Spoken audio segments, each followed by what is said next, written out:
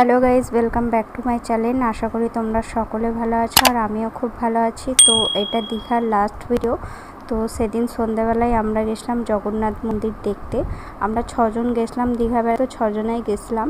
তো ওখানে গিয়ে যেটা আমাদের সাথে হয়েছিল সেটাই আজকে তোমাদের সাথে আমি শেয়ার করব। পুরো ভিডিওটা দেখতে থাকো। আমরা 6জনা গেছিলাম, লাইন দিয়ে ঢুকলাম। ঢোকার সময়ই আমাদের সাথে একটা ঘটনা ঘটে যায়।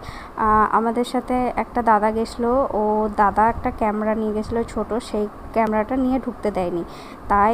তার জন্য ওটা আবার কোথায় রাখবে, কার কাছে রাখবে, তাই বর আর দাদা ঢুকতে পারেনি।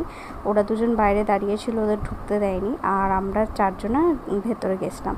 তো ভেতরে গিয়ে মন্দিরটা যতটা সুন্দর, ওখানের মানুষগুলো ততটা সুন্দর না। কারণ না ছবি তুলতে দিচ্ছে কোনো জায়গায় দাঁড়িয়ে, না ঘুরতে দিচ্ছে, না ভালো করে দেখতে দিচ্ছে। মানে কুকুর তাড়ানোর মতো যাকে বলে, তাড়িয়ে তাড়াতাড়ি করে দেখিয়ে বার করে দিল।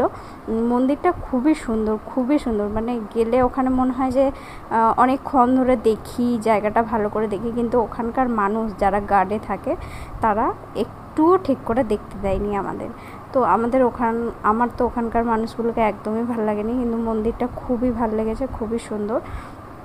তো সেটাই তোমাদের সাথে শেয়ার করলাম। যদি তোমাদের কারোর সাথে এরকম হয়ে থাকে তো আমাকে কমেন্টে বলবে।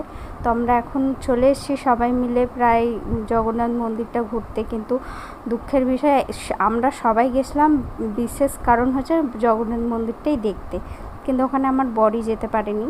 তো তারপরে তো প্রায় 8টা বাজতে গেছিলো, আর 8টার সময় বলে মন্দির বন্ধ করে দেয়। তার জন্য হয়তো এত তাড়াতাড়ি সবাইকে ঢোকাচ্ছে, তাড়াতাড়ি সবাইকে বার করে দিচ্ছে, না ছবি তুলতে দিচ্ছে না কিছু।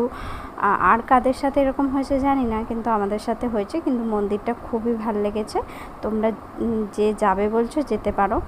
আর ওখানে জিনিসের এখন এত দাম বেড়ে গেছে, ধারণার বাইরে, মানে ধারণা করা যাবে না।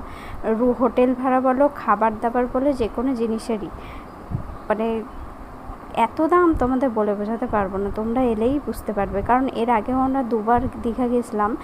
2বার গিয়ে যেটা মানে ঠিকঠাক ঘুরেছি যে টাকায়, এবারে সে টাকায় তুমি মনে হয় যেতে পর্যন্ত পারবে না, এরকম অবস্থা। তো ফাইনালি আমরা ঘুরে টুরে এরপর আমরা বাইরের দিকে বেরিয়ে যাব। তো আমরা যেটার জন্য ওখানে গেছিলাম জগন্নাথ ঠাকুরটা দেখতে, আমরা জগন্নাথ ঠাকুরটাই দেখতে পাইনি। তো জগন্নাথ ঠাকুর যেখানে ছিল সেই দরজাটা বন্ধ ছিল, কেন ছিল আমিও জানি না। তো তারপরে আমরা ঘুরে টুরে চলে এসেছিলাম বাইরের দিকে। তারপরে ঘুরলাম, ঘুরে টুরে খাওয়া দাওয়া করে হোটেলে চলে যাব। তো আজকের মিনি ব্লগটা এই পর্যন্তই। ভালো লাগলে লাইক, কমেন্ট, শেয়ার অ্যান্ড চ্যানেলটা সাবস্ক্রাইব করে দেবে। আর যারা ফেসবুক পেজ থেকে দেখছো তারা পেজটা ফলো করে দেবে।